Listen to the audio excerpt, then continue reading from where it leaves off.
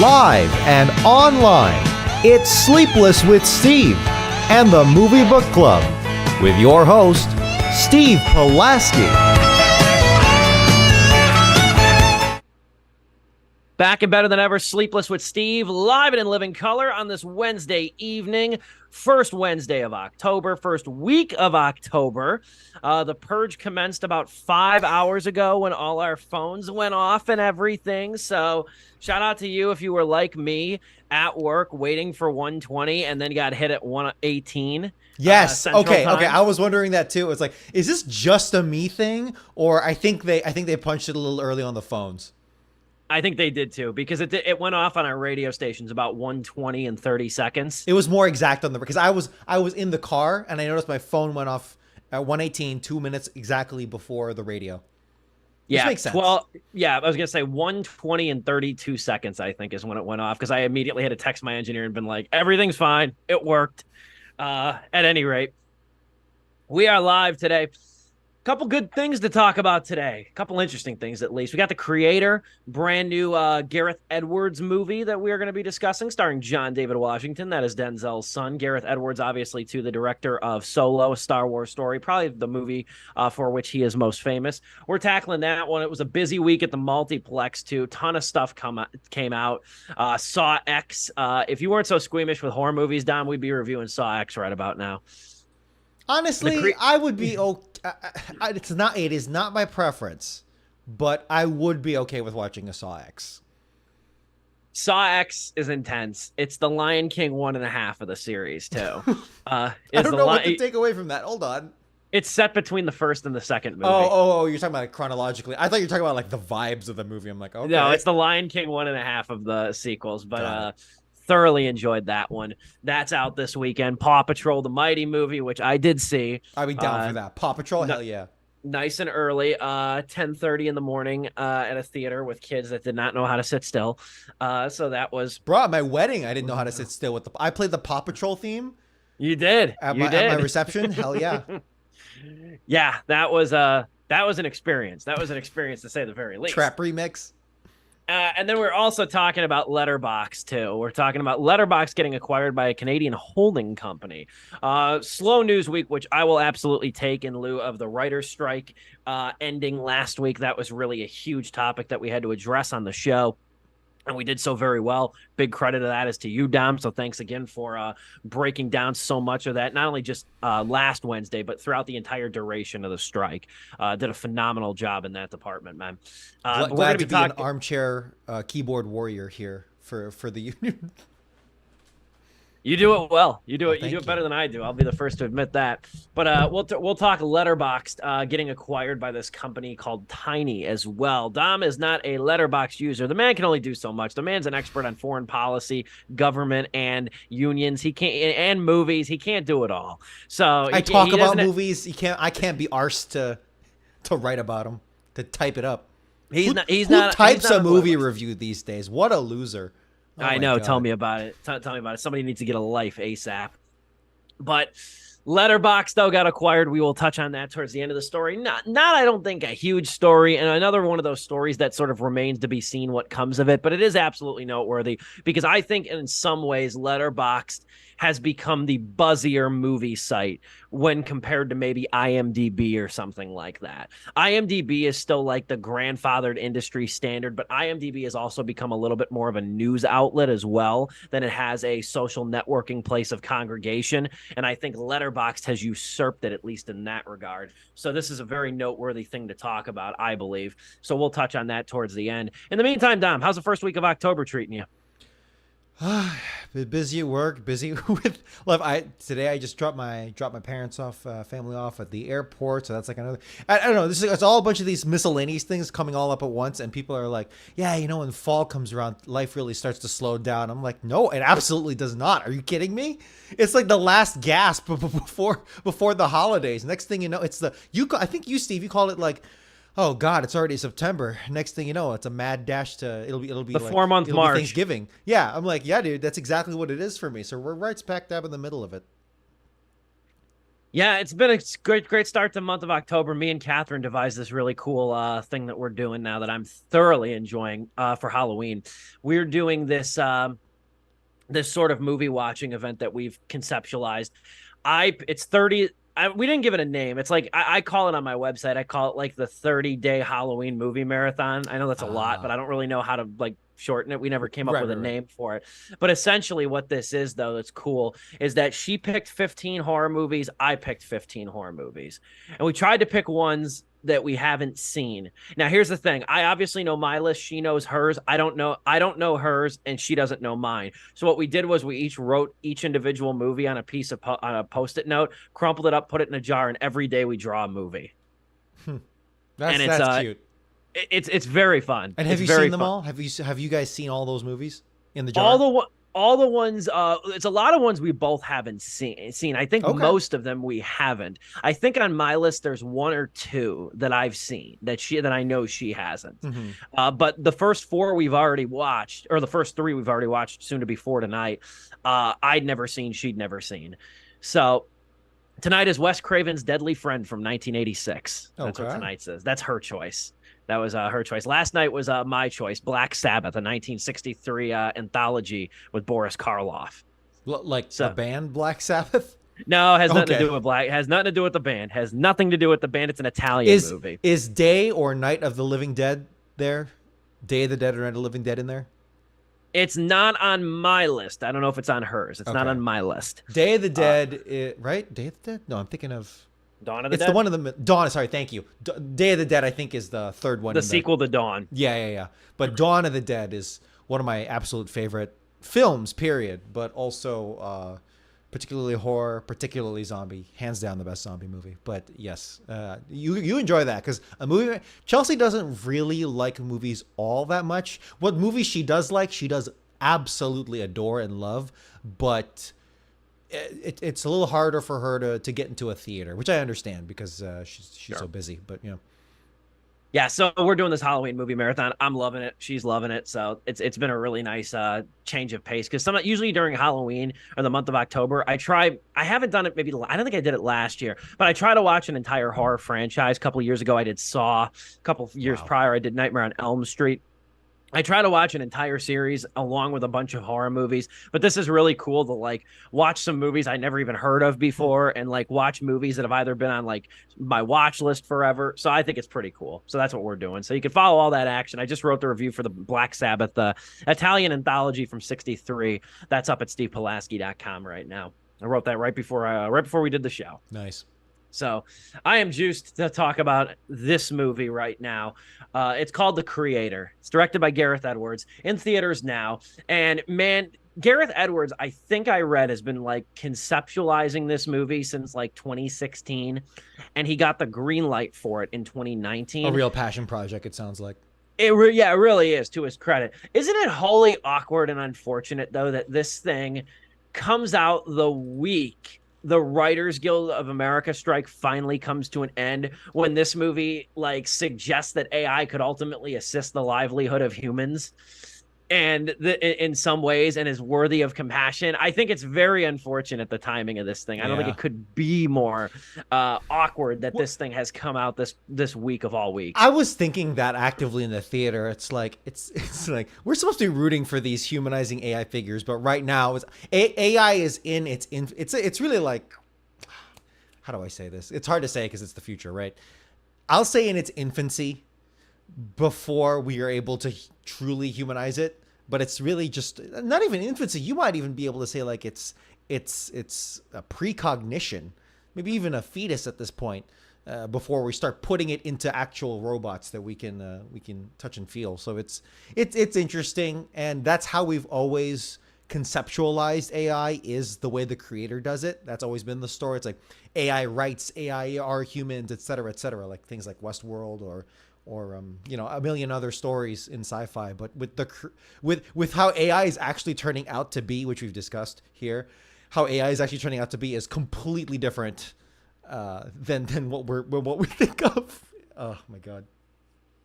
Yeah, this is definitely the more conventional, or at least not conventional. Yeah, honestly, like the more conventional kind of story. I was going to say used connotative. That's what I was looking for, like the connotative association Sure. with AI, in that it's, you know, implanted into like humanoids in this way. The first thing, I have some thoughts on this thing. I had a really hard time getting into this thing. I'll be completely honest right off the bat. I had a very hard time getting into this thing, like really appreciating it on the level I think that it desired to be appreciated on. And I'll talk about that later on. But I want to say one thing though. This is one of the best looking movies of the year. Okay, thank you. This is a visually strong movie. And Catherine and I saw it together. I told her, like, because I didn't know a ton about this thing going into it, but I did know that this thing was only like $80 million budget. And about halfway through, that's really impressive. Only $80 million, this thing. And it looks far better than Indiana Jones and the Dial of Destiny, which was $300 million. It looks even better than Ant-Man and the Wasp: Quantumania, which was $200 million. Disney, dude, some Disney executive has got to be looking. If they're a little bit smart, they'll be got to be thinking, it's like, what the hell are we dumping all this money in? What is Kevin Feige doing with all this Marvel money? that we're getting something like this that looks like I can freaking taste these robots with only $80 million. What the hell? Yeah, and like it looks polished. It looks like it has a vision behind it, and it looks really good. David Ehrlich, the critic of IndieWire, said really well too. He's like this is probably, he said, I'll paraphrase what he said in his review. He said this is probably fruitless thinking, just like it's probably fruitless thinking to think that AI won't replace us at one point. But he said maybe like studio executives will look at a movie like The Creator and say to themselves, like, maybe we don't need to budget movies to the point where they need to like gross the GDP of the island of Grenada in order to be profitable. and we can focus on making, like, I guess now 80 million is technically considered medium budget, like these medium budget sci-fi movies. I mean, I just think about movies like Upgrade, you know, like from a few years ago, that was like $14 million, and that looked fantastic. Annihilation's another one that looked really good, and I think that was only about 100 million or a little less. This doesn't, in the grand scheme of things, 80 million is a ton of money, but in the grand scheme of the Hollywood business model nowadays, especially when it comes to blockbusters, this is not a very expensive production, and it looks damn better than most of the blockbusters we've got that are like 3-4 times its budget. Like I said, Indiana Jones and the Dial of Destiny did not look this good, and it was $300 million with its budget. It's insane. And we're not scoffing at $80 million, but like for it's all relative. Any movie over $50 million, this may be the best looking movie of the year. In terms of, and when we say best looking, right? Let's define that a little bit more. And I really want to get, I don't want to focus everything on this because we will get to the story, which I think we're going to be a little more negative on, but it has to be said that what is a good looking movie is not necessarily realistic, but more so like what blends so well and what makes sense in the world. And they do it so damn effectively. Several shows ago when we were talking about like, oh, hey, The Creator's coming out. Let's talk about that later this month or next month. And I said like, oh yeah, the Neil Blomkamp movie. And you guys like I just said that without like thinking too hard on it because I just forgot that it was Gareth Edwards. And it's like, no, it's Gareth Edwards, not Neil Blomkamp. It's like, oh, okay.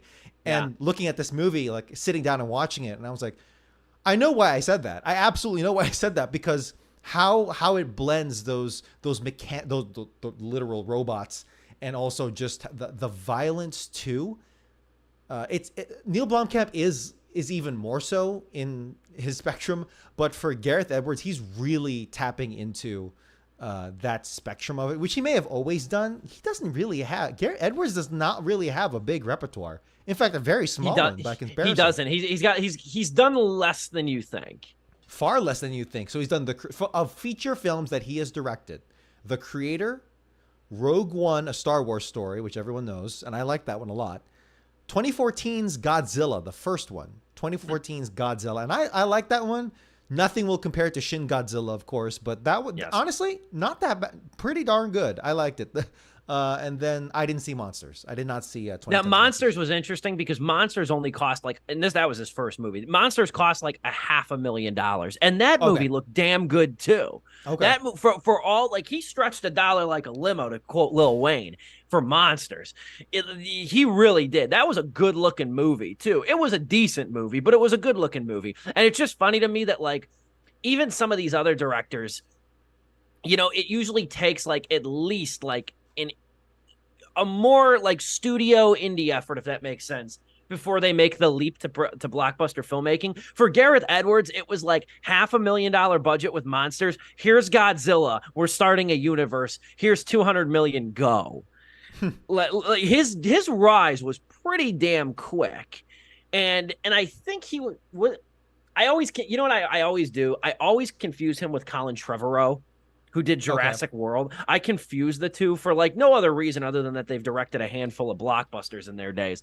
But I can never remember if Gareth Edwards is the one that got nixed from Star Wars or if it was Trevorrow. I think it was Trevorrow, but I always want to say it was Gareth Edwards that got like booted from Star Wars that was supposed to make like a couple of movies.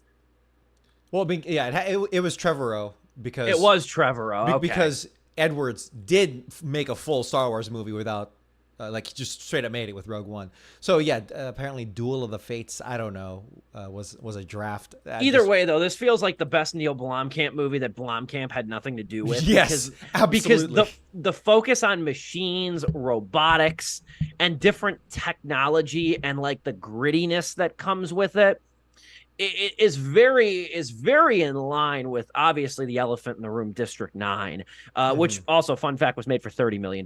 Granted, it was 2009, but at the same time, that movie, look, I caught that movie on TV like last year, I think, and watched maybe like 10 minutes of it again, and that movie still looks good on a TV. Oh yeah, it 100%. Still looks great. I catch clips of District 9 all the time on YouTube, and it's like, damn, still hits so damn well. Those every action sequence, the cinematography, it is a complete package. It's like, is this a documentary? Did they get like footage like in South Africa when these aliens visited? Also, what's funny is that apparently ILM, Industrial Light and Magic, which is a Disney property, was on this project along with a host of other design effects studios. So I'm like, what is happening with these other Disney properties that they can't seem to?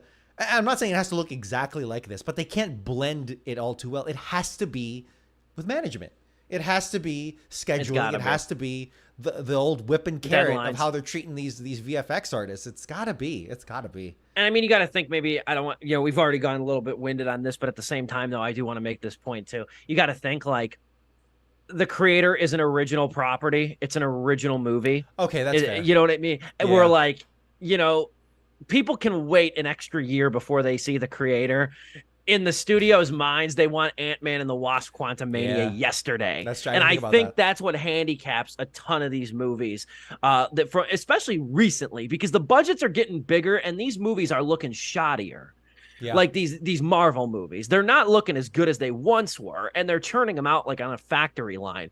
But the creator, though, before I bounce it over to you, again, the story really revolves around, in its most simplest way, revolves around a guy named Joshua, played by John David Washington. Great actor, really good actor.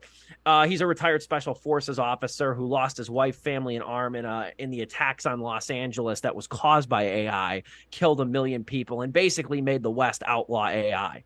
But early into this combat in this country known as New Asia, he winds up trying to shepherd this like young half AI, half human girl he nicknames Alfie. She's played by a very good newcomer named Madeline Una Voiles, and he basically tries to shepherd her across to safety while avoiding like Colonel Howell, played by Allison Janney, in a performance that doesn't do a whole lot, but Janney does give it her all, and led by Ken Wannabe as well. So that's the very basic plot outline of this. I wish the story of this movie matched the level of its visuals, and I wish the level of involvement in this movie matched its level of visuals, because again, as we've been saying for the last 10 minutes, it's a damn good looking movie. What say you, D? 20 years ago, this movie would have been the greatest sci-fi movie ever made if it was released 20 years ago. not just even talking about the visuals, but the story. It would have been very profound. It would have been very, very interesting, very refreshing, particularly in like Bush era politics and the Iraq and Afghanistan wars and all that. It would have hit very hard. In the 2010s, it still would have. I think it would have been more effective, or not as effective as the 2000s, as the aughts, but it still would have hit hard. In 2023, we're treading a lot of ground here that we've tread on before, and in a post Avatar world in particular. Not that I'm saying the two stories are exactly the same or anything, even though Avatar and like Fern Gully have a much closer orbit, but no. It's a little hard to say that this is any breath of fresh air with its story. It's at its worst, it gets really contrived. Like, bruh, New Asia, U.S. Army sends in massive cartoonish tanks to topple a bunch of selectively Asian, who are all speaking different Asian languages, by the way. They're all speaking like I've been reading, and it's like, yeah, why was that one character speaking Thai and this other character in like the next village over was speaking Vietnamese? Like, what is going on here? Like, I don't know. It's the New Asia. Yeah, exactly. Yeah, exactly. I'm not gonna nitpick on that. I'm not gonna say super racist or anything. I'm not going to, because it's whatever. But it's like New Asia, these massive tanks. It's all the U.S. Army, the United States has this massive, ship in the sky that basically says, "I am evil, I am imperialism," which is fine. Hey, look, I'm all for poking fun at the American empire, war crimes and atrocities that America has committed in the past, and absolutely, we just seem to have not learned from, and all that stuff. Military-industrial complex, what have you, blah blah blah. Although Russia's doing a lot of that these days, but still, it's I'm totally down with it. But it combined with the amount of gravitas the creator wants to impose onto wants to put out there, I can't help that it feels a little, dare I say, trite at times, particularly where it's like, oh, the weapon, it is a child. It is a literal child, and then the child has to learn. This child machine has to learn how to become a human. It has to learn violence and all that stuff. And it's like, oh, the answer is not war, it is love, it is peace. And then the natives all celebrate in the streets as the American empire crashes around them or whatever, something like that. Maybe it's just because those are my tastes and those are my themes and those are my topics. But if you can't really deliver something new on that, I'm quick to be like, okay, fine. It's fine. And it sucks because, as you said, the actors are doing quite all right here. Washington, he still got it. Although I feel like he's been on a string of lukewarm projects ever since Tenet. Would you agree? Black Klansman, awesome. Yeah, that was definitely his career highlight up until this point. Thus far, yeah. I really liked Malcolm and Marie. I liked Malcolm and Marie I take it quite back. a bit. Malcolm Marie was good. But you're not totally wrong to say that. I didn't like Tenet at all. I didn't like Tenet one bit. But Malcolm and Marie was good. I didn't think he was the problem, but I didn't think he's not with Amsterdam. I thought Amsterdam fell very flat, but that was not really on him. He's good here, but he's also bland. He's also bland in a certain way. And you know what? Absolutely. And you know what? So is everyone else, which probably means it's not the actors. It's probably the screenplay. It's probably the screenplay and the directing, which sucks because there's so much here I want to root for. Like, again, I'm all for the themes, 1000%. And the aesthetics here are brilliant. And that stuff like that, this is the standard that I wish I could see in other blockbusters such as Marvel and DC. But unfortunately, we don't really get that. Instead, we get kind of a tried and true. It sucks because it feels like a tried and true formula that winds up saying barely anything. And a lot of the relationships here are also kind of fall flat. Like the main driver of the relationship in the characters here that should be the most important is Washington and the child. Do you feel like they ever really develop a good relationship here, other than maybe a scarce few moments, a scant few moments? I don't really think so. I don't think the movie really gives them an opportunity. No, to it doesn't. to do it. I think they're both strong individually. And again, Madeline Una Voiles, this is her first movie. I think she's great. I think she's really strong in her She own was good, convictions in this movie. But I don't. There never seemed to be a real connective chemistry between the two of them whatsoever. And I really think that's because the movie doesn't allow for it. I think my biggest problem with the creator, in truth, is that it feels extremely non-committal to me. It's non-committal on exactly what it wants to say about AI, and I'll get more into the specifics of that maybe after the intermission or close to the end of it, or close to the end of the timer. And it's non-committal on developing the relationship between Joshua and Alfie, and it's also in general it never really concretizes the truth of like who's right versus like Heron or Colonel Howell in the terms of the perspective of AI or anything like that. Did there even need to be AI in this story at all? If you think about it, could you have just replaced all the AI with Asians, which they kind of did towards the end? But like, what if it's like it's a very thinly veiled, analogism for what colonialism, the military industrial, whatever, this and that, war and terror. Very familiar territory. Very familiar territory. And it just sucks because, this is a hotbed of ideas that doesn't really play off all that well. Like this is what happened if the Terminator happened, where Judgment Day happened, but instead of apocalypse, it was just one city. Like, how does the rest of the world deal with that? Particularly the United States. How does it deal with, like, okay, a nuke goes off in Los Angeles due to AI, but it's only Los Angeles, which we're not losing much. No, I'm kidding. But like, what becomes of the world after that? Okay, we get a little bit of this, but you know what? It also doesn't help. I'm not gonna say that I gave it a whole star deduction because of it, but there's a lot of brain dead, military maneuvers that happen here.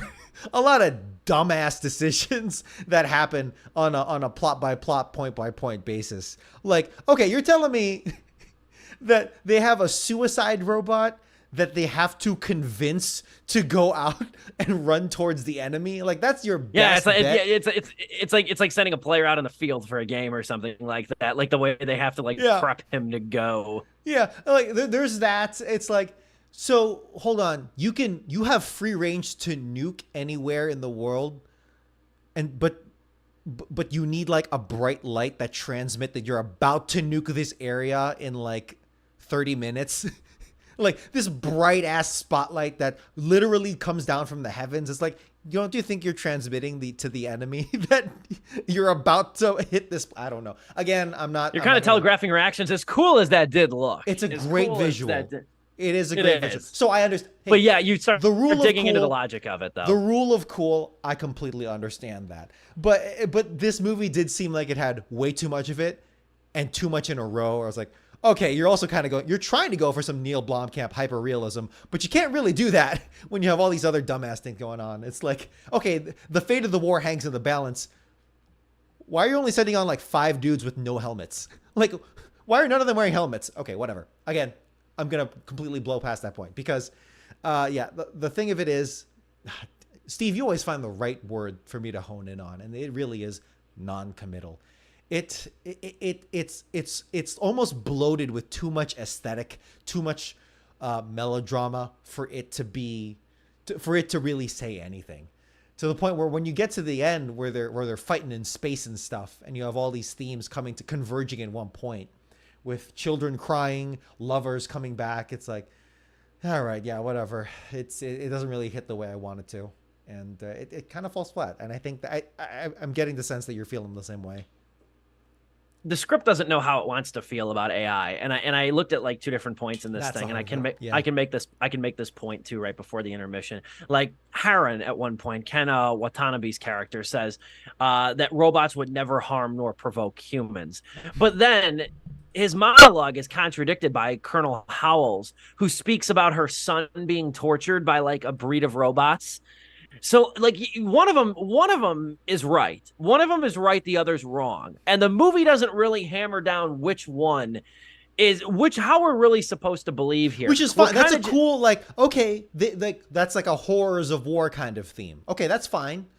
Can we explore that some more as opposed to just like some one-off dialogue? Like maybe but then show it goes the into yeah. combat. Then it goes into combat, and then like it's really. And again, I sound like I'm contradicting my own self over here because I praise Madeline Univoyles for her performance because I do think it's good.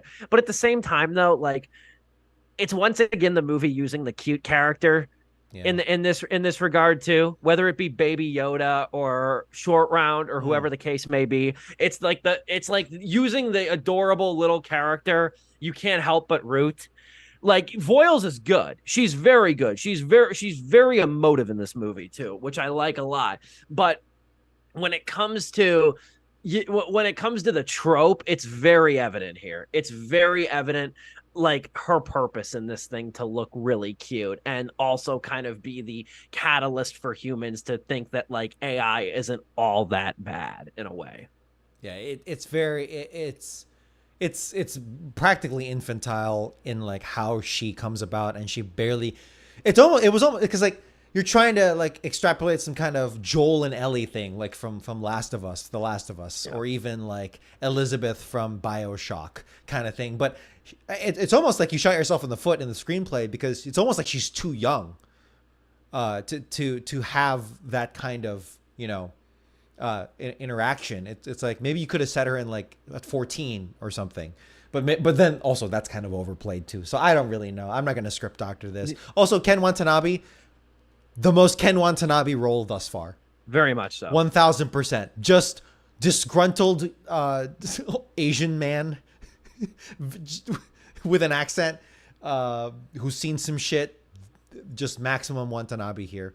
And that's all I'll say. Is that a positive or that's a negative? I actually don't know. We'll find out. Don't get me started on Hans Zimmer's score over here too.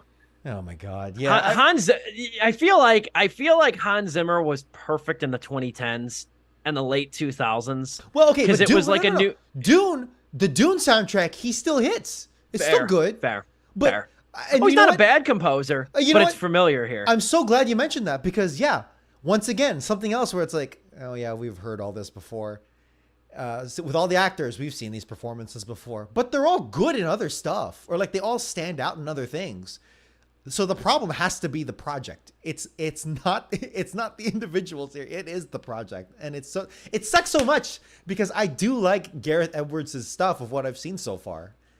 And it sucks that this is his passion project. And really this is like the like thing that's not tethered Yeah. to like a big IP. You know what I mean? I want to root. Like, I'm really. I want to root for this too. Yeah. I want to root for it too. I've been looking forward to it. You know, and that's what makes I think this the even more disappointing. We'll probably parlay into closing thoughts here after the brief Zoom sponsored intermission. Do not go anywhere because we're still talking Letterboxd's acquisition by a Canadian holding company. That's coming up soon. But we'll parlay our thoughts on Gareth Edwards, the creator, coming up after the 60 to 90 second Zoom sponsored intermission. Don't go anywhere. We're back soon on Sleepless with Steve.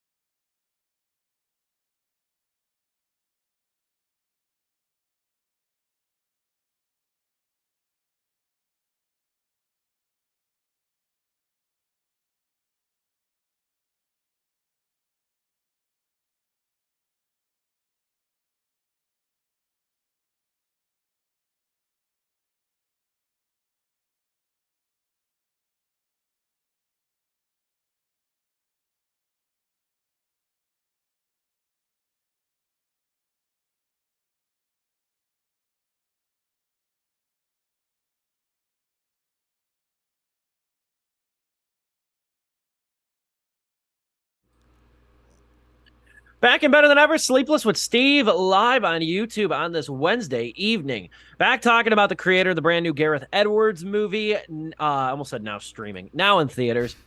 We're going to parlay into closing thoughts here. I suppose I'll start. I don't have, for as long as I've been writing film reviews, I'm not always great with zingers.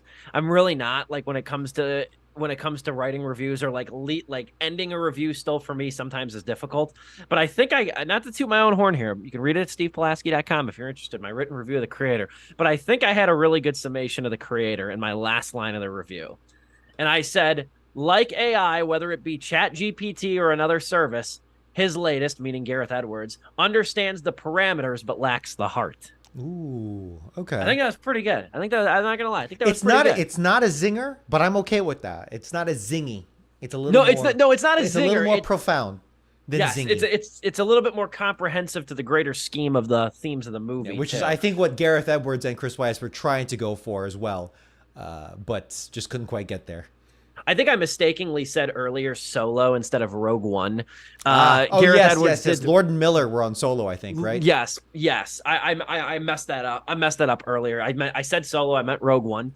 And you know what? I went back though, and I didn't dawn on me until I was writing the review. But Rogue One left me cold too. I really wasn't completely invested in Rogue One either, and I'm not the biggest Star Wars fan on the planet either. But Rogue One left me cold and unmoved too. And I kept going back to thinking that, like, if this was the Star Wars movie that started it all, would you have been compelled to continue watching it? And I wouldn't have been, in particular.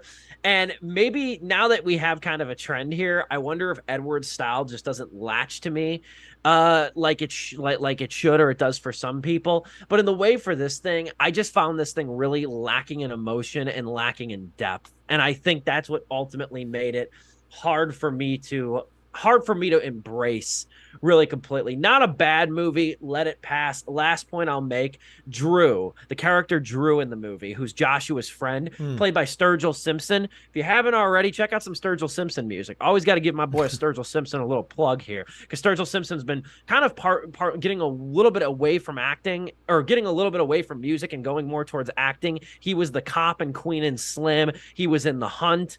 I really like Sturgill Simpson, and I highly recommend. Presence. I like him. I really like his music too. And if you listen to one Sturgill Simpson song, Make It You Can Have the Crown. He's like an alt country, sort of like classic country. That makes sort of total sound. sense.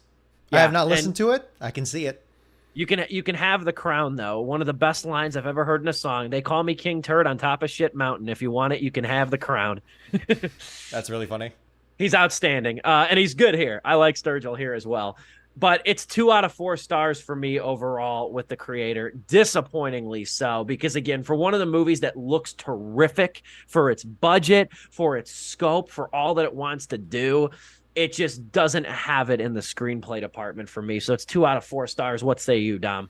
It's defeatedly 2 out of 4 stars for me as well, because I wasn't hyped on the movie, but I was hoping for the movie, because I'm always rooting for directors. As we always say on this show, we want things to be good. We want things to be successful. Yes. No matter what, we're not here to bash it. You know, we want all DC movies to be good and bring something cool to the table. We want all these movies, blah, blah, blah. All Michael Bay movies to be good. Whatever. If hey, give me some more Pain and Gain. Go toward that line, you know? Give me something interesting here.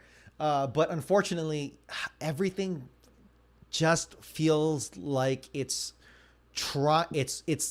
like a play. It's like why am I working on this metaphor now? It's like a play that you're watching live and you really want it to be profound and to say something. It covers all the right topics. It's got all the right actors. It has all the right recipes for something great, and it looks good too. So that's good. Got it going. But when you come out of that theater, it's like, I don't really know if it really said anything. And for something as trying to be profound here, it just didn't quite pull through for me for those same reasons. So yeah, 2 out of 4 stars. But hey, American imperialism and militarism still messed up. That was the right message. You got that part right. You got that part Good review. Right. Good review. I'd be interested to hear what Joe thinks of this movie too. Yeah. But we move forward without our compadre over here. He will be back next week on Sleepless with Steve. We are talking about Letterboxd. Great movie social networking site. Let me paint a picture here before we get in the story. We were talking a little bit about this off air because Dom, you're not a member of Letterboxd. I am not. No. Joe is a member of Letterboxd. I wish he could chime in tonight. But Letterboxd, though, I contend that I said this earlier. I contend that it has probably overtaken IMDb as far as being the buzziest movie site on the internet. IMDb is still great. It's still industry standard. It's still got a lot of really great things going for it. It's kind of become more of a news website in recent years, less so a social networking site. I remember the IMDb message boards very well. Would IMDb be like the Facebook for movies? Whereas Letterboxd is now like the Instagram, like for movies. Instagram, like almost like TikTok in a way, even though there's really no video. It has that. Yes. Culturally speaking. Yeah. Completely agree with you. Completely agree. That's a really good comparison here. Letterboxd, though, was founded. It's actually a New Zealand company. It was founded by two dudes, Matthew Buchanan and Carl von Rando, who founded it back in 2011. Carl von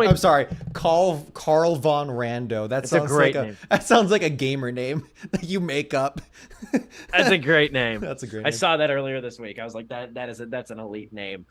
But Letterboxd was founded back in 2011, and it has now been acquired for $50 million by Tiny, a Canadian holding company. And again, acquired for $50 million. That means, you are what somebody's willing to pay you. You're worth what somebody's willing to pay you. $50 million is what Letterboxd went for, which is a huge figure, more than I thought it would go for. Truthfully, if you told me it got acquired, if you had me guess the figure, more than I thought it would have went for. But Letterboxd is a supremely valuable site. It's been growing year over year. It's far busier than I remember when I first got on that website. In contrast, now it's a little bit less serious. In a way, it's a little bit less serious. If you go to any given movie page on Letterboxd, you're liable to find, especially on mainstream movies, a lot of one-liner, zinger, jokey reviews at the top, more so than like thoughtful criticism. But there's a lot of thoughtful criticism on the site. It's one of the most fun movie sites I've ever been on, too. As somebody who's been a member of way more movie websites than I'd like to admit. Letterboxd is easily, I think, the best one in terms of layout. The mobile app is phenomenal. The depth of coverage is unbelievable too. The way you can you can make lists of movies too is a lot of fun. The way you can sort of track your progress on, like, it always gives you a percentage. Like, you click on Ben Affleck's profile, how many the percentage of Ben Affleck movies you have watched where he is an actor versus a director. It's pretty much like the inside baseball stats for movie lovers, and I love it. I joined the site back in 2012. It was still in beta. I was invited by a friend of mine on the internet, shout out Tomas, who told me about it. We were both on the website, this movie social networking site, Mubi, M-U-B-I. And he told me about it. He's like, dude, he's like, I only have 3 invites to spare. It's in its beta, and I have to invite you by email. And I already given out one. I want you to have the second one, he told me. He's like, I think you're going to love this site. And he was 100% right. I joined, I don't remember what user number I am or whatever, but I was in beta. It was in beta for about a year after I joined. I actually invited one of my favorite film critics to it. That's one of the crowning achievements of me, Ignatiy Vishnevetsky. I remember tweeted in like 2013. He said, I'll bite. Is Letterboxd worth it? And I replied to the tweet. I said, I have an invite I can send you. And then he DM'd me and said, here's my email. Wow. So I did invite one of my favorite film critics to the website too. So that's a crowning achievement. There's a handful of celebrities on this site too. Olivia Rodrigo's on Letterboxd. Ava DuVernay, the director of Margot 13. Robbie's on. Margot Robbie, I think she deleted hers. Oh.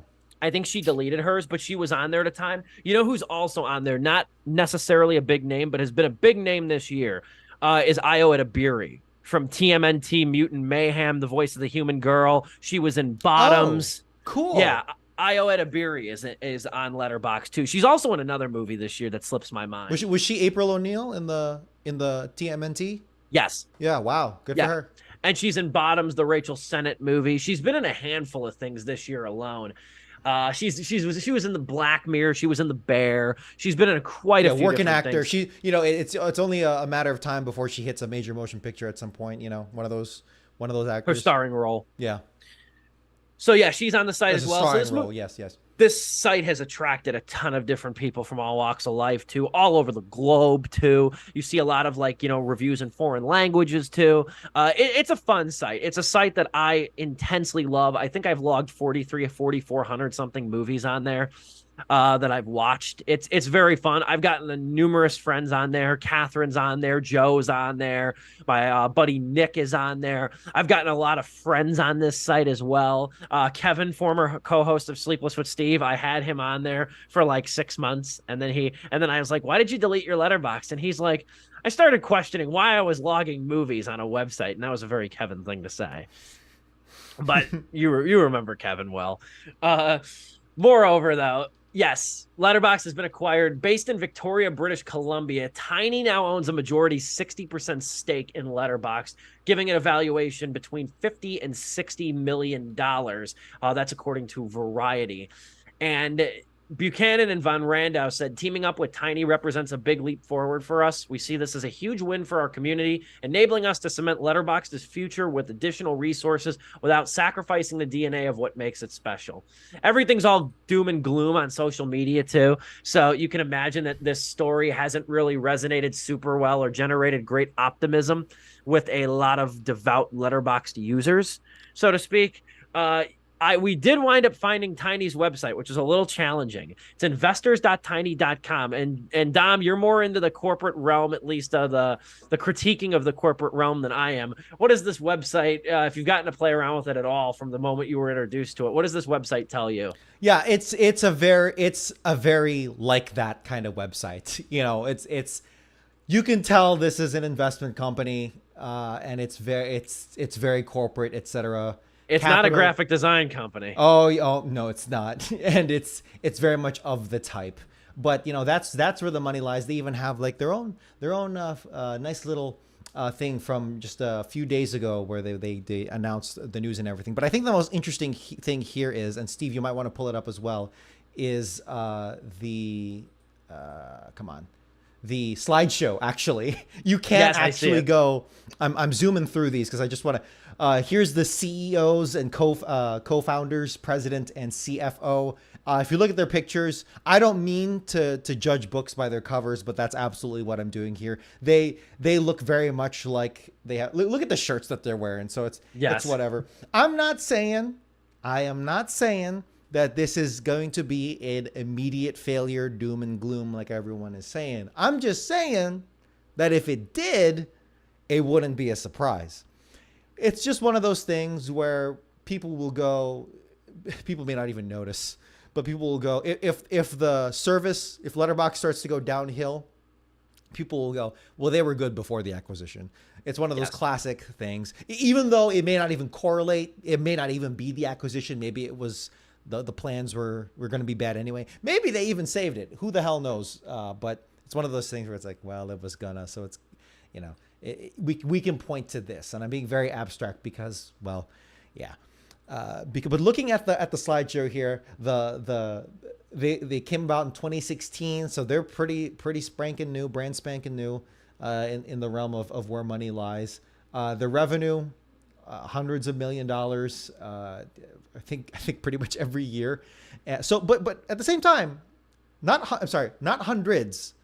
Last year, $153 million in revenue, which when you think like a third of last year's revenue was acquiring Letterboxd, that's actually nothing to scoff at. No, it's the first thing I thought of. A third of the revenue from last year is going towards Letterboxd.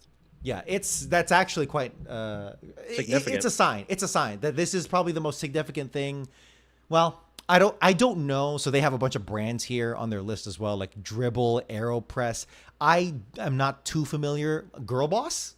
I don't know. Maybe if we had some goddamn women on this show, Steve, they might be able to tell us about this. But I don't know. I don't really recognize those, but I do, even not as a user, I do recognize Letterboxd. So this may be the most forward-facing company or brand and service that they've acquired thus yet. So that's the 5-minute analysis that I can barely give. So, because I honestly didn't do too much research here. Steve gave me the website before the show started, but still, it's going to be interesting to see how it plays out, because it's not a small acquisition, obviously, because it's millions and millions of dollars, but it's not the biggest thing in the world either, in the grand scheme of things too. So it's going to be a classic case study of, was this a good buy or not? Did things change? Because they in recent news, they've said not much is going to change. How many times have we heard that one before? Yeah. But who knows? That's really what it is. It's all like the world of all finance. It's all speculation. And that's the best that we can do right now. So Steve, do you feel good about this? Do you feel neutral on this? Bad? Are you concerned? Yeah, it's hard to judge, because it's not like this is a well-known company that has a really indelible. Yeah, they're not like track Bain record. Capital, where it's like, oh shit, like Yeah, this is nothing but or bad. Google or something, something known, like a known property. They're like what is it? A known unknown. Things Lehman we know Sachs. that we don't know. Yes. Which I'm joking, by the way, because it's. I remain optimistic. What? Did you even catch what I said? Lehman Sachs. Lehman Sachs, because I also said that. I said that jokingly just now, but I actually did call it Lehman Sachs for a while. It's Lehman Brothers and Goldman Sachs. Yes. But I had called it Lehman Sachs for probably years, and without realizing it, until I forget who called me out on it. But yeah, that's funny. It's really funny. But they also acquire, because Letterboxd has, like I said, expanded its user base and also its content base too. Now Tiny owns Journal, that's an online magazine through Letterboxd, the Letterboxd Show podcast, which is a pretty interesting podcast. Listen to a little bit of it time to time. I listen to it, and also multiple other routes for films and their talents to be showcased. The one thing I wonder is, and it's something that's been talked about for a while. It's noted in this Variety article that like Letterboxd is kind of referred to as the Goodreads for movies, because it's very similar to Goodreads. It's got a better layout, I would argue, but it's very similar to Goodreads. The one thing that a lot of people would love is like a Letterboxd for TV shows. Ooh. That's something that always gets discussed. I remember Googling in like 2014, after a few years on Letterboxd, I looked up Letterboxd for music. And it led me to rateyourmusic.com, which I'm still a member of today and I love a lot. That's a really good site. It's not as good as Letterboxd, but it's very good for what it is. It's like Discogs. It's like a more conversational, social-driven network of Discogs. That's what Rate Your Music is. What do you like most about Letterboxd? What is the thing that makes Letterboxd the go-to thing above all the others? Is it just because it's a forum but specifically designated to movies and they curated correctly, like somehow they did it better than the rest? I think it is a shockingly well laid out, beautifully designed website that packs a ton of information, from actors to directors to writers. It gives you sort of advanced stats on your movie watching. You can log movies to the day, like I can go back and look what I watched July 16th of 2015. So the devil really is in the details. Like, it really is. It really is. I can link to my website on there as well. I can curate a profile that really kind of feels like my own as well. On the top of your profile, you get to pick your 4 favorite movies to showcase too.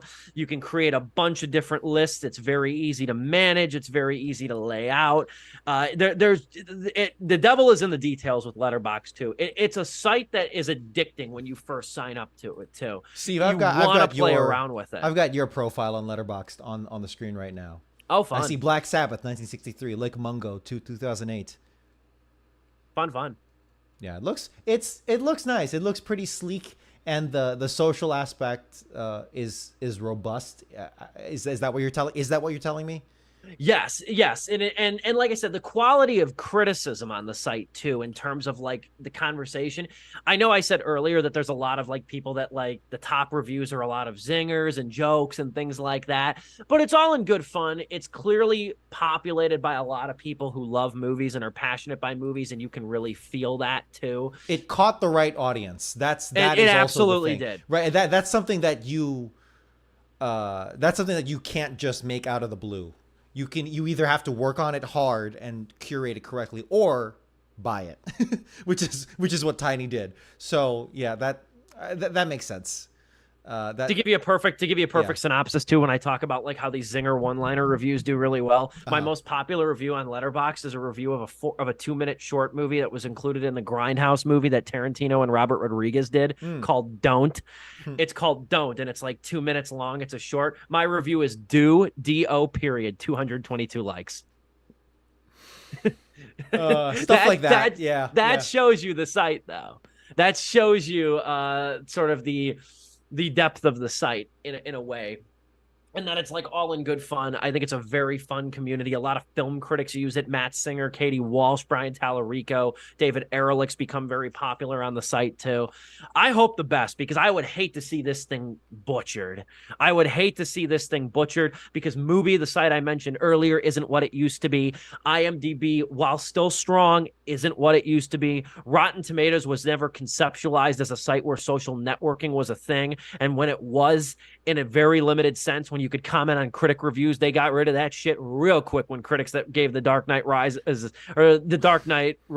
a negative reviews got death threats. They quit that real quick. There really isn't another comparable It site on doesn't the feel like website there like is this. that I'm aware of either. That checks out. What is the thing that makes IMDb go down a little bit compared to Letterboxd? What is it? What did it lose, or what did it never have that Letterboxd does? Did it just not find the right audience either? Was It's it not really too mainstream for its own good? I think that's part of it. It's definitely become more of sort of a movie tabloid website with a lot of the different news and red Okay, carpet sure. things that they like to do, which, I mean, it's the world of content. I can't harp on that. And when message boards really started to die, IMDb felt like a part of that community was lost. I also think too the site has gotten recently very busy. It's ever since they acquired Box Office Mojo Mm. and they made IMDb Pro a thing. When they acquired Box Office Mojo and they changed boxofficemojo.com to look like IMDb Pro, Yeah. then IMDb changed visually and it's become very clunky. And it's very much slower than it really has been too. I also think it's one of those death by design cases too, where the more and more times it's been updated, the worse it gets a little worse each time. And that's probably the thing I fear most for Letterboxd, because Letterboxd largely looks the exact same from when I joined it in 2012. It really hasn't changed a whole lot. Was it always dark mode? Was it always? It's always been dark mode. Yes, Ahead of the game. There you go. It's always been dark mode. It's always had the same home screen. It's the only thing that's the biggest change for Letterboxd was probably the features of like Pro and Patron. If you wanted to pay for added benefits and features of using the site, that's probably the biggest conceptual change that they have had, because the site really looks the same from when I joined it. I have no right to say this authoritatively, but my theory for web design is, my very uneducated theory, is that if a site moves away from its original dark mode, or if it started in dark mode in the 2010s, and I'm joking when I say dark mode, but in that color palette, color scheme, and it either moves away from that slowly, or it reverts to that later, it's not a good sign. That's my very uneducated theory that for web design. I'll let you know if anything monumental happens on Letterboxd in the near future that we can talk about on the show. But I thought that this was at least worth bringing up because, again, I've called this the buzziest movie site on the web, and it has been like that for several years. I've seen Letterboxd trend multiple times on Twitter for all different reasons too. It's not like a site update or something happened. Like, it's really just people just talking about it and sharing things about it. And I just think it's fun. I think it's one of the most fun sites I'm a member of. The app is on my home screen of my phone too. I love it. I've loved it for years. This may be our story for a while. Yeah. Steve, you let me know, or you and Joe, let me know. Make it a story. It's like, hey, Letterboxd, they moved this button over here, but what's that about? Or it's like, hey, takes a little longer to load. Maybe not that. But it's like they changed the follow button's blue. Not loading, but it's like, yeah, exactly. It's a different shade of blue now. What's that about? Let's do Letterbox Watch or Box Watch or something. Box Watch. I like that. That's our new Box series. Watch. Here, we no longer have Tenant Watch. So Tenant Talk. That's over. You'll be That the series is first. over. You'll be the first one to know. You'll be the first one to know what like Twitter went to X when Letterboxd changes its name to Y. You'll be the first one to know. Why? Oh my God. That's our show. We'll quit here tonight. Great show today, Dom. Appreciate you running the show today in the absence of Joe. We will be back next week. Looking forward to it. It's Exorcist Believer, correct? I believe so. It is The Exorcist. The Exorcist. Screw Believer. you guys. God damn it. But yeah. It is Exorcist. I keep wanting to say Exorcist the Believer. It's The Exorcist Believer. And David Gordon Green, the guy behind the Halloween movies, is behind this, as well as Danny McBride. So they're going for every 70s and 80s horror property they can get their hands on. Exorcist Believer is next week. We will be talking about it on the show. Very much looking forward to it. Until then, for me, Joe Viso, who might be absent, and Dominic Guanzon, this has been Sleepless with Steve.